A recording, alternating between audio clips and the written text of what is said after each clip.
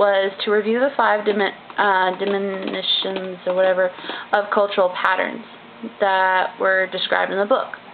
There are 5 different categories, apparently, obviously. The first one is activity orientation, and in this, from what I understand, I'm hoping I understand the text correctly.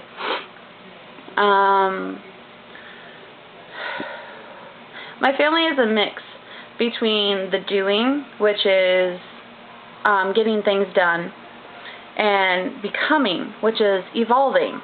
You evolve with your surroundings. You evolve and you grow, getting it done, knowing you have to get things done, know you have responsibilities, that people are counting on you, things are counting on you to get done before they can grow, before they can evolve and expand. We're not so much of being. We don't particularly care to sit around and wait for things to happen. It's more of a, okay, this is my goal, let's get to it. It's not of, oh, well, I hope I end up here, but I'm going to sit back and wait and see what happens. That's not my family. That's not how we grew up, and that's not the ideals that were put into me. I've been taught at a young age until now. I also follow the same belief that you should enjoy your work or your job or whatever it is you're doing. If you're not enjoying it, then it's probably not where you're supposed to be. And being involved is super important. Being involved in with other people, involved in organizations, involved in the family, involved with friends, just as long as you're communicating with others and involving yourself in other people's lives so that you can touch somebody else's life and make a difference, at least in that microsecond of the person's life. You actually touched them in something that they needed to be touched, and whether it's an impacting huge thing or whether it's a small little smile going down the street that made their day better. As long as you're involved in something, it's a good day.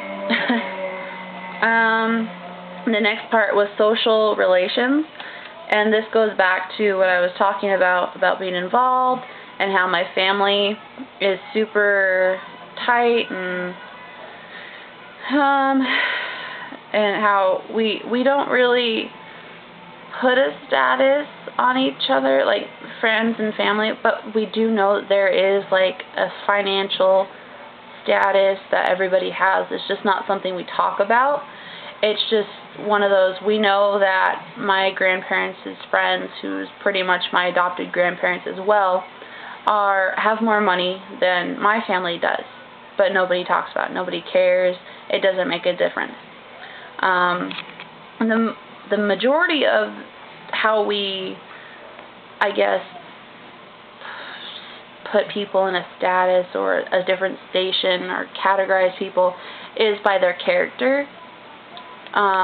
The way, I guess it sounds really mean, but if a person has a lower character or has made many, many mistakes and is continuing to make the same mistakes, they're kind of on a lower level than some of our friends or family who are always involved in something and helping others and doing a better job, I guess, of learning from their mistakes. Something like that, doing better. And I know it sounds bad, but that's kind of how my family works, is if you're a good kid or a good person, then you're kind of a higher person, and if you're not making the best decisions or making poor choices or hurting other people, then you're down lower.